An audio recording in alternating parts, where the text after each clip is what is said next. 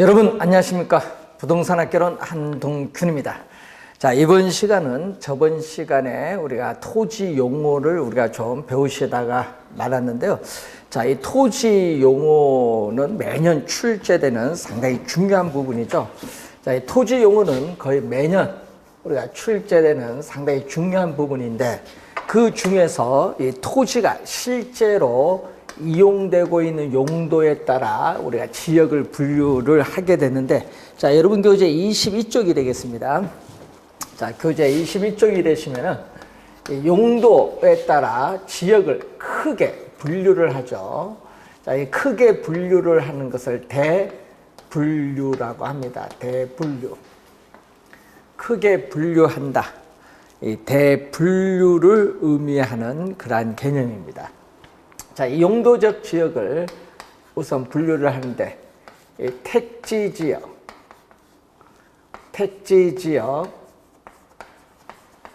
농지지역,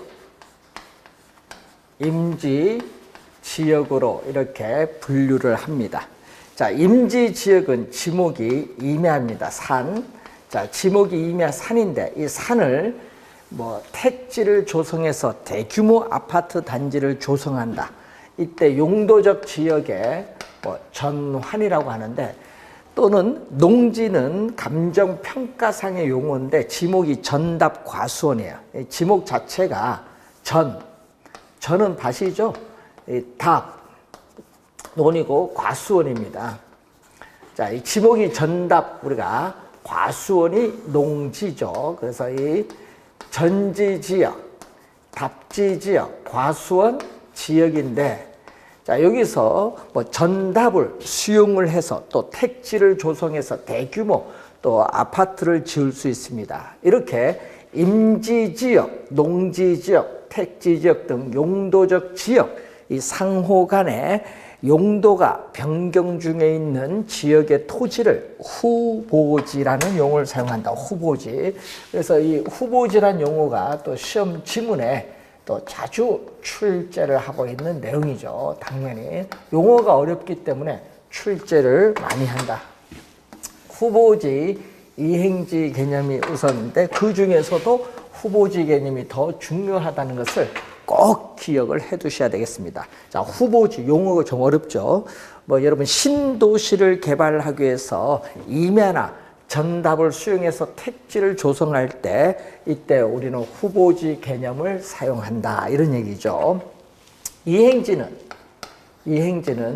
동일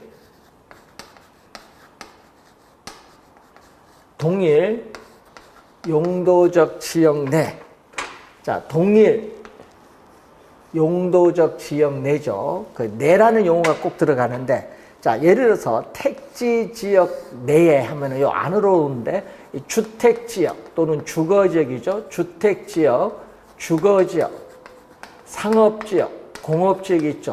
그럼 택지 지역 내에서 경기가 침체하여 공장 가동률이 저하돼서 그 공장이 우리는 철거해서 대규모 아파트 단지를 짓는다. 이 택지 지역 내에서 공업지역이 주택지역으로 변경 중에 있는 토지를 이행지라고 해요. 그래서 동일 용도적 지역 내입니다. 자, 예를 들어서 과수원 지역이 또 전지지역으로 바뀌는 거죠. 농지지역 내니까 이것도 이행지 개념.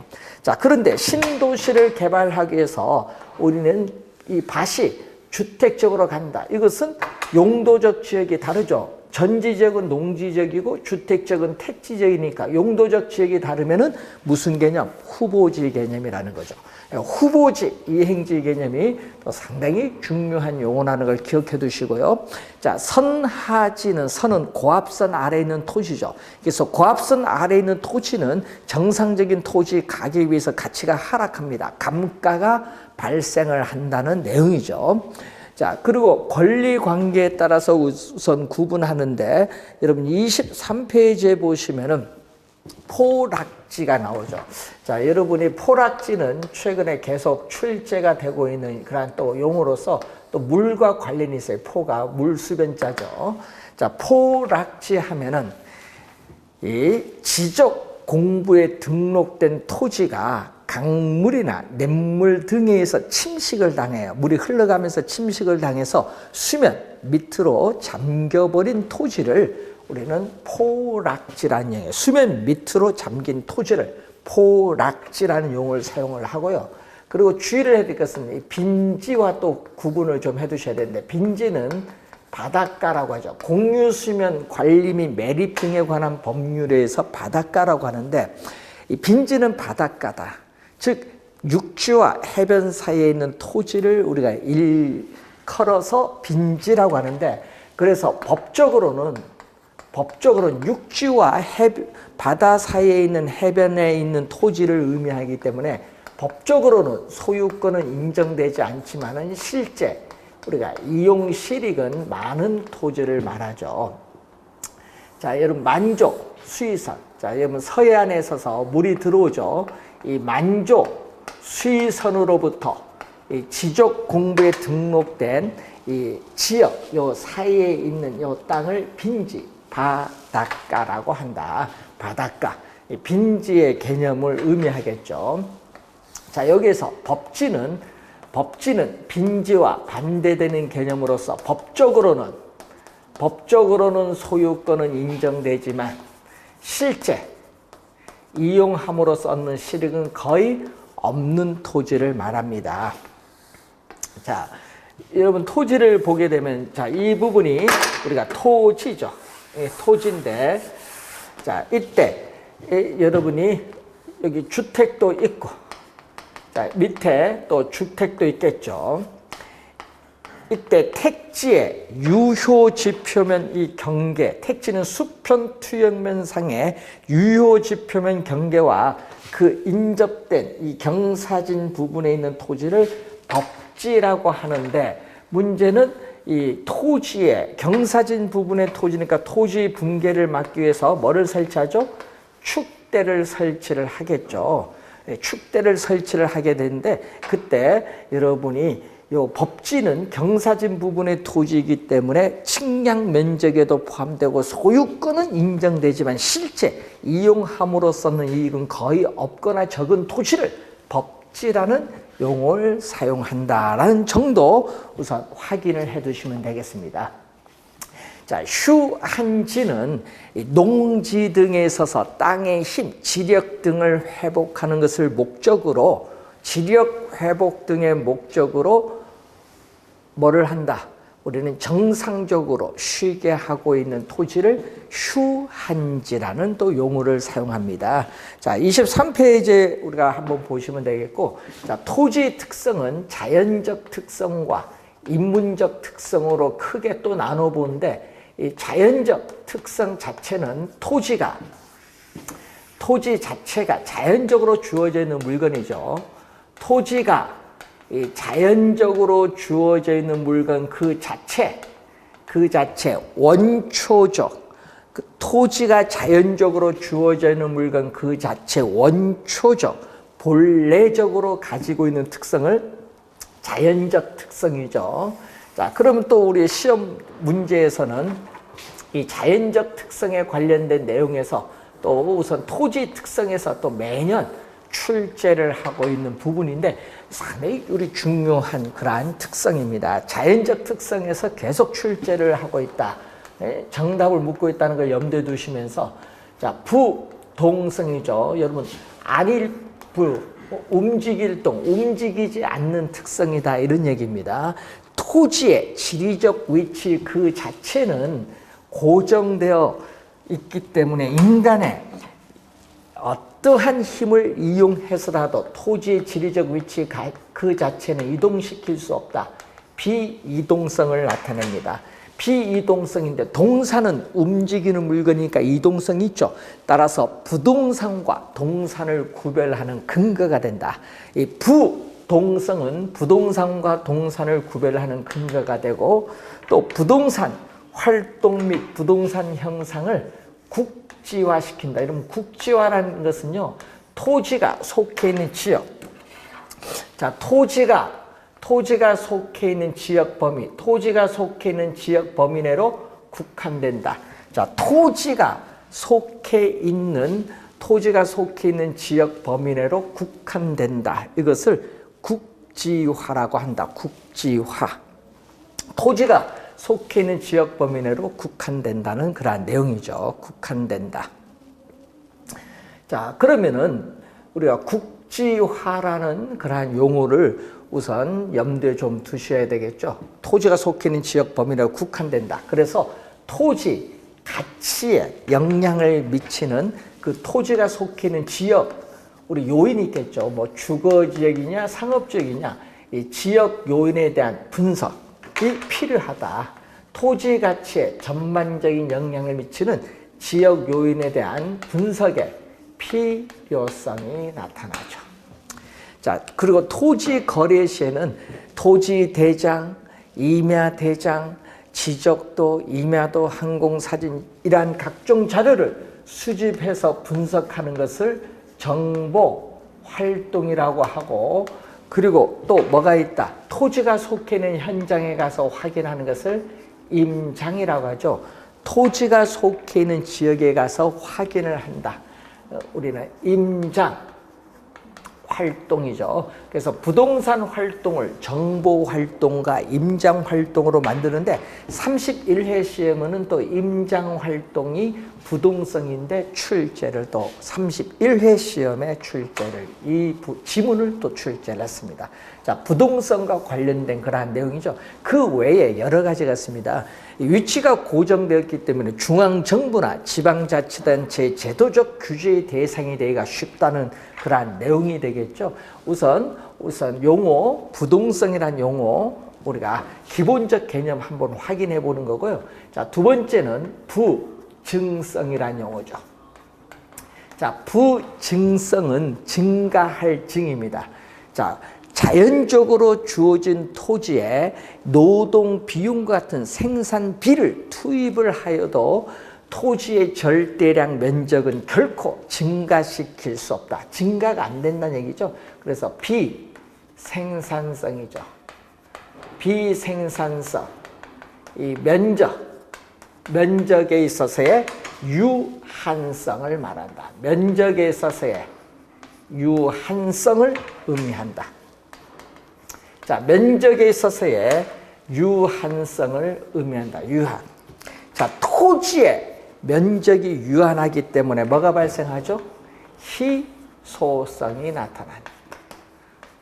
자, 토지를 소유하고자 하는 인간의 욕망은 무한한데 그 무한한 욕망을 충족시켜줄 토지 자원은 한정되는 것을 희소성이라고 하는데, 이러한 희소성은 시간이 경과함에 따라 토지는 면적이 유한하기 때문에 가중될 수밖에 없다. 그래서 시간이 경과함에 따라 토지의 희소성은 점점 가중된다는 그러한 특징이 있고, 인구는 계속 도시로 집중되기 때문에 도시 토지인, 건축할 수 있는 토지인 택지에 대한 수요는 증가하는데 도시 외곽의 임야를 택지 조성 공급에는 한계가 있기 때문에 토지를 이용하고자 하는 수요자 간의 경쟁에서 집가는 계속 오른다. 집가가 계속 급격하게 상승하는 현상이 나타나죠.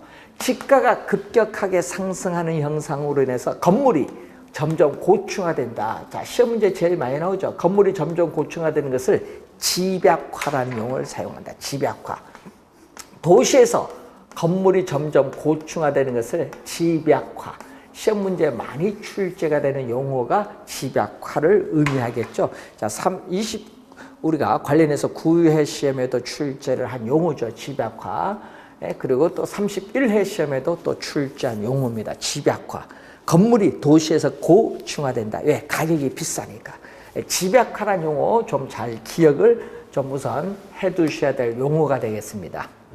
자, 그래서 생산이 안 되다 보니까, 비생산성이다 보니까 토지의 증가를 전제로 하는 이론은 성립될 수가 없다는 그러한 내용이 되겠죠.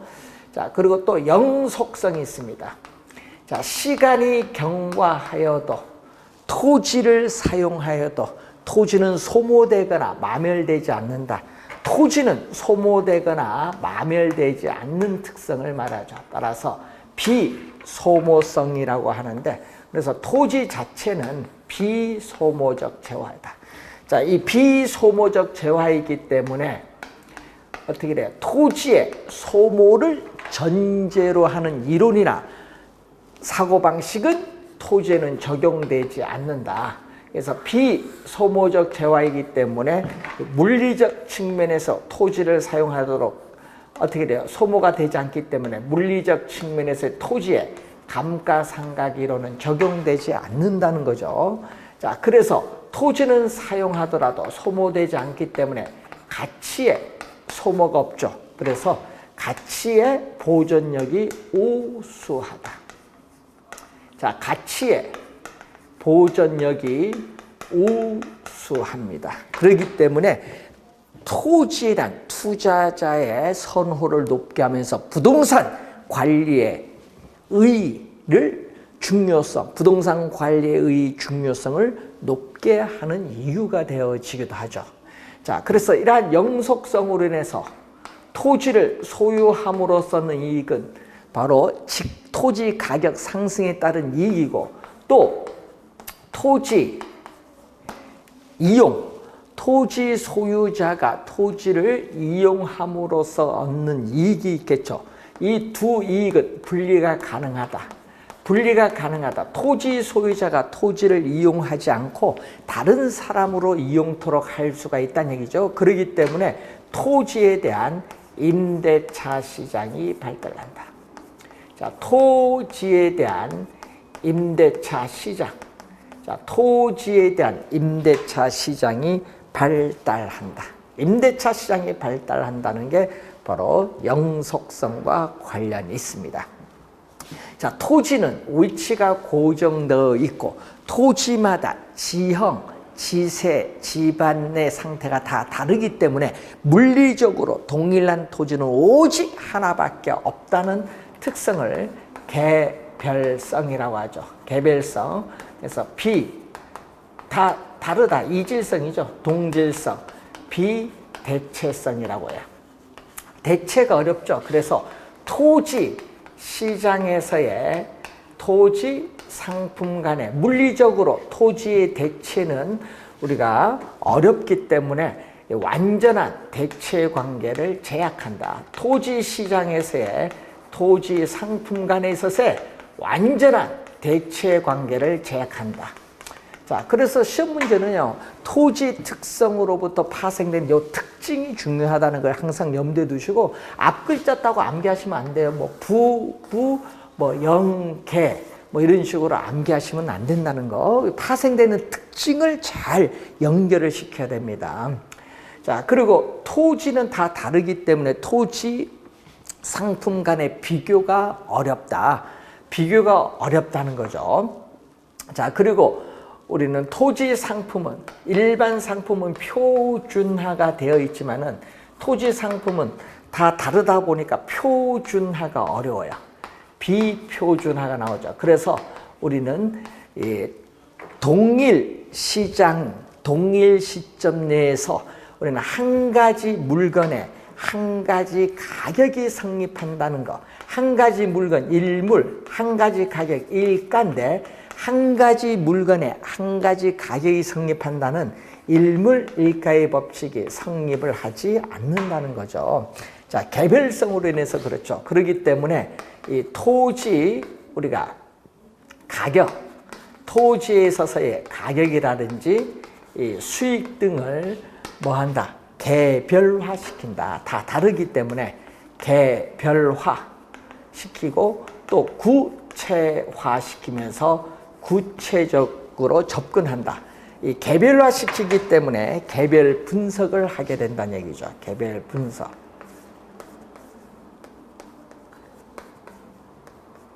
자, 개별 분석을 하게 된다. 자, 개별 분석에 또 토지에 있어서의 가치에 영향을 미치는 개별적인 상태나 조건 등의 여러 가지 요인을 분석을 해야 되죠. 개별 분석의 필요성이 나타난다. 요 네 가지 특성 중에서도 위치는 고정됐기 때문에 그 인접된 토지와 연결되어 있다는 인접성도 있는데, 그래서 요거까지 포함시키면은 5가지인데, 부부, 연계인 이렇게 암기를 하는 것도 좋지만요, 요것보다는 토지의 특성과 파생되는 특징을 연결하는 문제가 출제되기 때문에 요 관련된 연결된 내용을 이해하시는 것이 상당히 중요한데, 또 시험에 매년 출제되는 상당히 중요한 부분입니다. 자, 그러면 여러분 교재에 있어서 인문적 특성을 한번 보셔야 되는데, 자, 27페이지 보시면은, 자, 27페이지 보시면은 토지는 이 자연적으로 주어져 있는 물건이죠. 그래서 이 토지는 자연적으로 주어져 있는 물건인데, 여기에 인간이 개입을 하는 거예요. 인간. 그래서 토지와 인간의 관계에 있어서 인간이 토지에 인위적으로 후천적으로 부여해준 특성을 우리 뭐라고 하냐면 인문적 특성이죠. 자, 그러면 이러한 인문적 특성은 토지가 가지고 있는 자연적 특성에 제약을 어느 정도 완화해주는 역할을 하는데, 그 중에서도 시험에 제일 많이 나오는 용어가 바로 이거죠. 용도의 다양성이 또 자연적 특성과 연결해서 자주 또 우리가 출제를 하는데, 주어진 부지에 다양한 용도를 제공해 줄 수 있다. 주거용, 상업용, 공업용, 농업용, 학교용, 다양한 용도로 제공해 줄 수 있어요.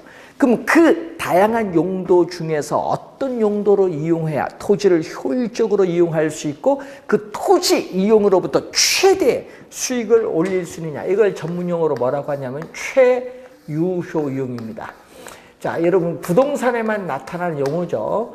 그래서 일반 상품에는 적용되지 않고 부동산에만 적용되는데, 최유효용은 최선, 더 베스트, 최선의 이용하에서 최고의 가치를 창출을 하고자 하는 이용을 최유효용이다. 그러니까 최선의 이용하에서 최고의 가치를 창출하는 이용인데, 이러한 최유효 이용에 뭐를 가져오죠? 성립 근거. 최유효 이용의 성립 근거를 가져다 주는 게 용도의 다양성이다. 자, 그러다 보니까 뭐 주거용에서 상업용으로 용도의 전환도 가능하고, 주상복합 건물처럼 2개 이상의 용도가 병존할 수도 있고, 또 2개 이상의 용도가 경합할 수도 있어요. 용도의 전환, 병존, 경합을 가능하고, 또 용도에 따라 가격이 달라지죠. 가격, 다원설의 논리적 근거도 제시해 주죠. 자, 그러면 이러한 용도의 다양성을 지원하는 기능으로서 최유효 이용을 간접적으로 지원하는 기능이 우리는 바로 이거죠. 합병, 분할의 가능성이다. 합병, 분할의 가능성을 말한다. 합병, 분할의 가능성. 자, 이 합병과 분할에 있어서의 가능성을 말합니다. 주어진 필지를 인접 필지와 합병하거나 주어진 필지를 분할하죠. 그래서 토지 이용 주체의 목적이나 우리는 용도의 다양성을 지원하는 거죠. 용도에 따라 토지를 자유로이 합병할 수도 있고 분할할 수도 있죠. 자, 합병 분할을 하면 토지 가치가 오를 수도 있고 내릴 수도 있습니다. 그래서 합병 분할을 전제로 한 가격을 전문용어로 한정 가격이라고 해요. 합병 분할을 전제로 해서 나타나는 가격이 한정 가격이라는 용어를 사용하는데, 한정 가격이 존재를 한다는 그러한 내용입니다. 자, 그러면 토지는 우리가 지리적 위치는 고정되어 있지만, 토지는 어떻게 돼요? 둘러싼 사회적 환경 요인, 사회적 환경 요인, 경제적 환경 요인, 행정적 환경 요인이 변함에 따라 토지 가치는 달라질 수 있죠. 그래서 사회적, 경제적, 행정적 위치의 가변성인데, 자, 토지는 위치가 고정되어 있습니다. 그래서 공장이 외곽으로 이전을 한다. 대규모 생태공원이 조성된다. 예? 대학병원이 들어선다. 이런 사회적 환경 요인이 변하면 토지 가치가 달라질 수 있고요.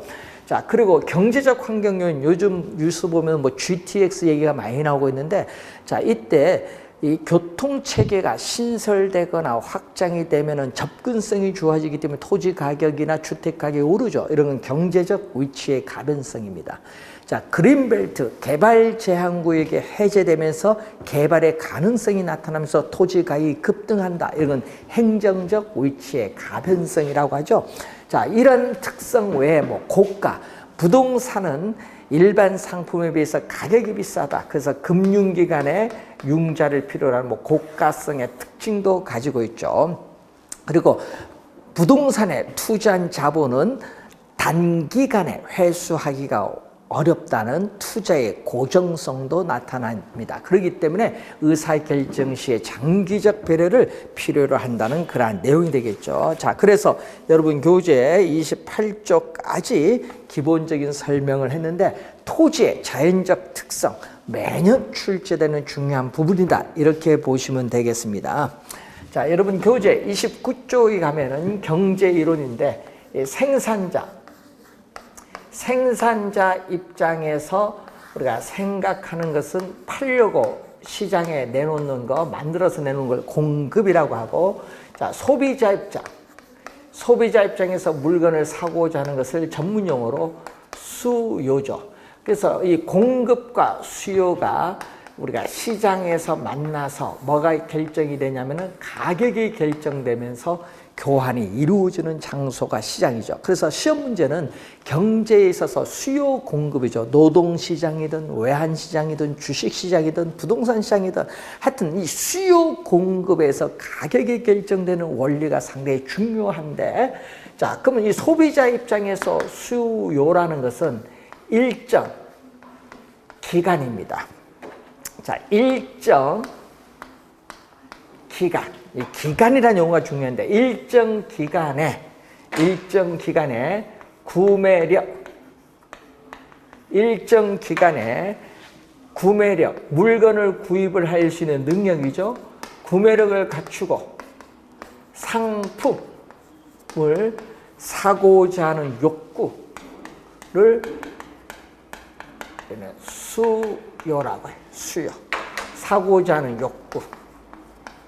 자, 우선은 이 기간 개념이 상당히 중요하다는 거죠. 자, 여러분 31회 시험에 또 출제했는데 이 기간은 무슨 개념? 유량, 흐를 유자죠. 자, 흐를 유자. 그래서 여러분이 물이 높은 곳에서 낮은 곳으로 흐르다는 영어 단어가 플로우라고 해요. 플로우. 그래서 플로우 개념, 유량 개념을 또는 플로우 개념이라고 해요. 플로우 개념. 그래서 일정, 우리가 기간에라는 말 써요. 그래서 기간이 명시되어야 측정이 가능한 변수를 유량. 31회 시험에 또 출제를 또 했습니다. 사례가 나오죠. 기간. 자, 여러분 일주일 흘러가면 주, 한 달 흘러가면 월, 1년 흘러가면 연이죠. 이 기간이 명시됩니다. 자, 여러분 월 소득이 1,000만 원이면 많은 거고요. 연간 소득이 1,000만 원이면 적은 거죠. 그래서 소득, 대표적인 거죠. 소득이라든지 뭐 여러분이 근로자에 있어서의 월 임금이 얼마냐 이런 거. 자, 요즘 뉴스 많이 나오죠. 우리는 분기별 주택 거래량, 전년 대비 주택 거래량, 이것도 기간이 들어가는 거죠. 주택 거래량. 또 뉴스 요즘 연간 주택 생산량이 30만 채, 뭐 이런 식으로 연간 주택 생산량, 이 주택 생산량 이런 것은 다 유량이에요. 자, 그리고 연간 토지에 대해서 빌려줘서 이용한 대가 받는 지대 수입, 건물에 있어서 연간 뭐 임대료에 있어서의 수입, 뭐 이런 것은 전부 기간을 나타내는 무슨 개념? 유량 개념이다. 자, 여기에 대해서 구분해야 될 게 저량이라는 용어가 나오죠. 저량.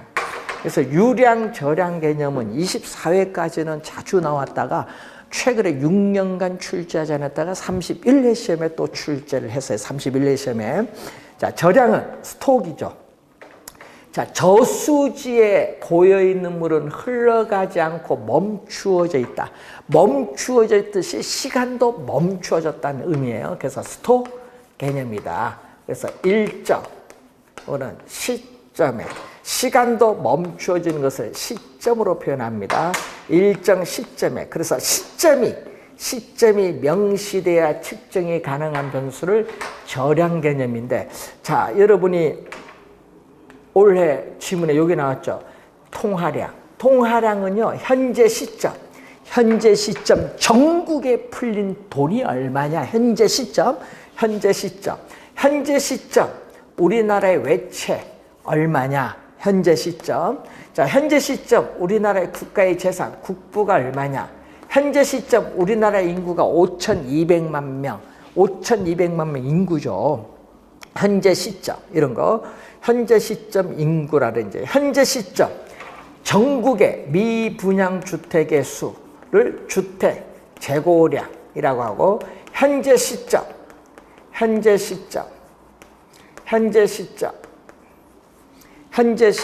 우리나라 주택 보급률 103% 이런 건 전부 이 절약 개념입니다. 시점이 명시되면은 절약 개념이죠. 자, 요즘 뉴스 나오는 게 현재 시점 우리나라의 가계의 부채가 현재 시점 1,500조다. 가계에 있어서의 부채라든지 가계에 있어서의 자산 이런 건 전부 절약 개념. 그래서 유량은 기간이 명시되어야 유량 개념이고 시점이 명시되면 절약 개념인데 하여튼 유량 절약 구분을 잘 해두시고 31회 시험에 또 우리가 출제를 한 용어죠. 요거는. 자, 그런데 문제는요. 수요와 수요량의 개념을 늘 잘 봐두셔야 되거든요. 수요와 수요량의 개념은 같지가 않다. 꼭 기억해야 돼요. 수요와 수요량은 같지가 않거든요. 수요량은 일정 기간에 구매력을 갖추고 주어진 특정 가격 수준. 자, 주어진 특정 가격 수준에서 상품을 사고자 하는 최대 수량이다. 상품을 사고자 하는 최대 수량을 우리는 수요량이라고 하는 거죠. 그런데 문제는 여기서 구매력을 갖추고란 용어가 나오는데 구매력을 갖추어야 된다. 부동산을 어떻게 돼요? 사고자 하는 살 수 있는 능력이 있어야 된다. 실질적인 구매력을 갖춘 수요를 뭐라고 하죠? 유효수요라고 한다.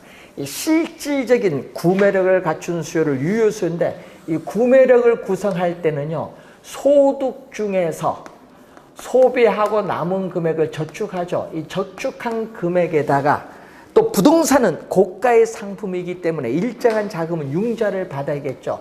그래서 금융기관에 대출금도 필요해요. 그래서 구매력을 구성할 때는 저축 금액에다가 대출금을 포함해서 구매력을 형성합니다. 그래서 이 구매력을 갖춘 수요를 유효수요다. 그래서 시험 문제에 항상 주의를 해야 될 것은 부동산에 대한 수요는 실질적인 구매를 갖춘 유효수요를 의미한다는 개념입니다. 자, 그리고 또 요 사고자 하는 욕구가 나오죠. 사고자 하는 욕구. 또 이 지문은 또 30회 시험에 또 출제를 했었죠. 사고자 하는 것은 사전적 개념. 사고자 하는 의도된 계획된 양을 말한다. 사고자 하는 의도된 계획된 양을 의미하는 사전적 개념이지 사후적 개념이 하다. 사후적 개념은 실제로 구매한 양을 말해요. 자, 여러분이 사고자 하는 의도된 라면의 양은 10개인데 실제로 구매한 양은 10개도 될 수도 있고 5개도 될 수도 있어요. 그래서 사고자 하는 의도된 양과 실제로 구매한 양은 일치할 수도 있고 일치하지 않을 수도 있다는 거. 그래서 우리는 사후적 개념이 아니라 무슨 개념? 우리는 사전적 개념이라는 걸 염두에 두시고, 자, 여러분이 그래서 이 수요량 하면 주어진 특정 가격이죠. 자, 여러분 커피 한 잔의 가격이 5,000원. 이 주어진 특정 가격 순에서 소비자가 상품을 사고자 하는 최대 수량이 5개다. 그러면 한 잔당 5,000원에서 5개, 5잔이 수요량이 돼요. 주어진 특정 가격 순에서 상품을 사고자 하는 최대 수량인데 이 상품은 눈에 보이는 상품은 재화, 의류, 분필, 우리가 연필 여러분이 눈에 보이는 상품이에요. 자동차 이런 거. 서비스, 제가 강의를 한다, 의사가 진료를 한다 이런 것은 눈에 보이지 않는 상품은 서비스라고 해요. 재화와 서비스를 합쳐서 상품이라는 용어를 사용합니다. 상품. 자, 그래서 수요의 개념, 수요량의 개념인데 수요와 수요량의 개념은 다르다는 걸 염두에 두시고, 그리고 어떻게 돼요? 우리는 유량, 저량 개념, 또 유효 수요의 개념, 또 사전적, 사고자 하는 의도된, 계획된 양을 의미하는 사전적 개념이다. 자, 이런 용어를 기본적으로 기초에서 잘 이해를 해두시면 기본서 나와서 이론 공부할 때는 훨씬 쉽게 이해를 할 수 있으리라고 생각이 듭니다. 자, 이렇게 해서 여러분이 수요의 기본적 개념을 우선 살펴봤죠. 자, 29페이지에 중간 부분까지 설명을 했고요. 그리고 수요의 곡선, 수요의 법칙은 우리가 다음 시간에 우리가 본격적으로 우리가 경제 이론을 진행하도록 하겠습니다. 수고 많으셨습니다.